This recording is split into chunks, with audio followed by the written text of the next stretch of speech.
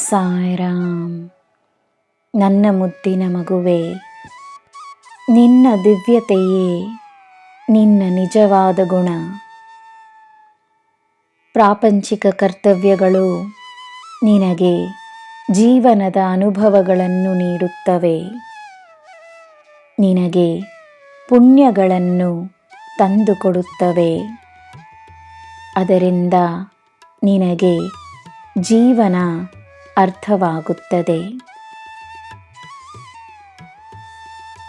ನಿನ್ನ ಸುತ್ತ ಇರುವವರಿಗೆ ನಿನಗೆ ಅರ್ಥವಾಗುವಷ್ಟು ಒಳ್ಳೆಯದನ್ನೇ ಕಲಿಸು.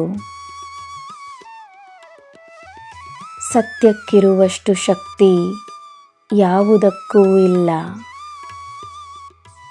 ಸತ್ಯದ ಮಾರ್ಗವನ್ನು ಬಿಡಬೇಡ. ನಾಳೆಯಿಂದಲ್ಲ, ಇಂದಿನಿಂದಲೇ ನಿನ್ನ ಕಷ್ಟಗಳು ಮಾಯವಾಗುತ್ತಿವೆ.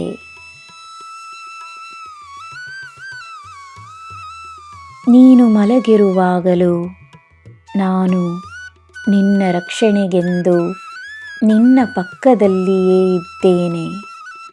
ಭಯವನ್ನು ಬಿಡು, ನೆಮ್ಮದಿಯಾಗಿ ಮಲಗು. ಯಾರ ಮಾತು ಕೇಳುವುದು, ಯಾರ ಮಾತು ಬಿಡುವುದೆನ್ನುವ ಗೊಂದಲಕ್ಕೆ ಒಂದೇ ಪರಿಹಾರವಿದೆ: ನಂಬಿಕೆ.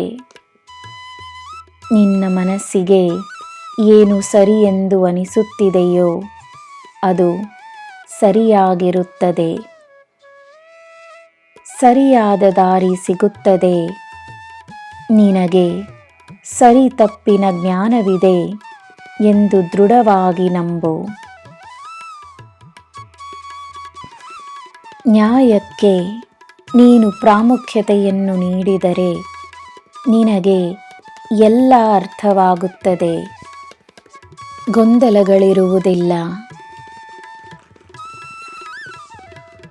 ತಾತ್ಕಾಲಿಕ ಪರಿಹಾರಗಳೆಲ್ಲ ಶಾಶ್ವತವಾದ ಪರಿಹಾರಗಳು ನಿನಗೀಗ ಸಿಗುತ್ತವೆ. ನನ್ನ ಮಗುವೆ, ಯಾವುದೋ ಒಂದು ರೀತಿಯಲ್ಲಿ ಬೇರೆಯವರ ನೋವಿಗೆ ನೀನು ಕಾರಣವಾಗಿದ್ದರೆ ಕ್ಷಮಾಪಣೆಯನ್ನು ಪಡೆದುಕೋ.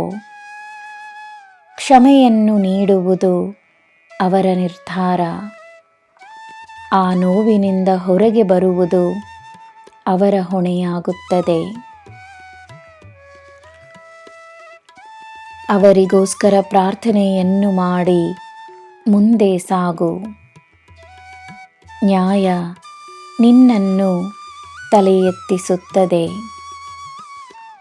ನಿನಗೆ ಒಳ್ಳೆಯದೇ ಆಗುತ್ತದೆ. ಜೈ ಸಾಯಿರಾಮ್.